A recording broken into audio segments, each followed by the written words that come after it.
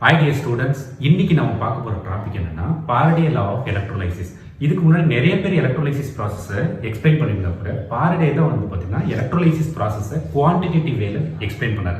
That is the reason why the Faraday law of electrolysis important. நீங்கள் board exam 12th standard prepare பண்ணியிருந்தாலும் சரி, NEET exam prepare பண்ணாலும் சரி, JE exam prepare பண்ணாலும் சரி, இந்த டாபிக் ரொம்ப ரொம்ப இம்பார்ட்டன்ட்.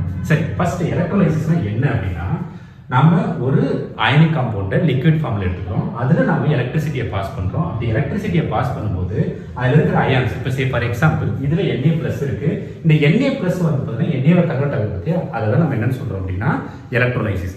இந்த இடத்துல குவான்டிட்டி ஆஃப் எலக்ட்ரிக் கரண்ட் அப்படிங்கிறது என்ன அப்படின்னா, இப்போ say for example 1 mole of electric current அப்படின்னா அதில் 6.022 × 10⁻23 நம்பர் ஆஃப் எலக்ட்ரான்ஸ் இருக்குன்னு அர்த்தம். Say for example here this number is multiplied with Avogadro number multiplied with electric charge. Then only we will get the 1 mole of electric current, that is 1 farad electric current, that is 96,487 coulomb. சரி, இங்க first law of Faraday என்ன சொல்லுது அப்படின்னா, நீங்க எவ்வளவு எலக்ட்ரிசிட்டியை pass பண்றீங்களோ அவ்வளோ chemical reaction நடக்கும். இந்த இடத்துல say for example here Na plus uni பாசிட்டிவா இருக்குன்னா நீங்க 1 farad எலக்ட்ரிக் கரண்ட்டை பாஸ் பண்ணா போதும்.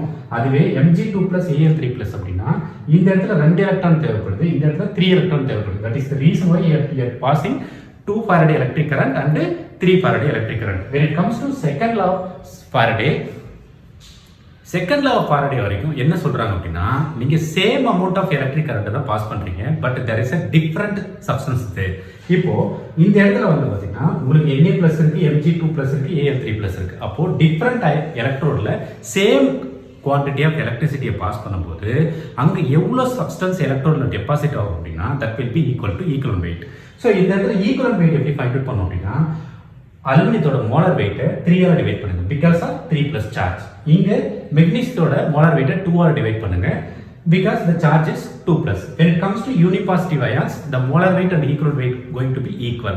So அப்போ நீங்க எவ்வளோ எலக்ட்ரிசிட்டியை பாஸ் பண்றீங்கன்னா சேம் அமௌண்ட் ஆஃப் எலக்ட்ரிசிட்டியை பாஸ் பண்றீங்க, பட் அந்த இடத்துல வந்து டிஃப்ரெண்ட் அயான்ஸ் இருக்கும்போது அதோட ஈக்குவலன்ட் வெயிட்டுக்கு எவ்வளோ இருக்கோ அவ்வளோதான் உங்களுக்கு வந்து அமௌண்ட் ஆஃப் சப்ஸ்டன்ஸ் டெபாசிட் ஆகும்.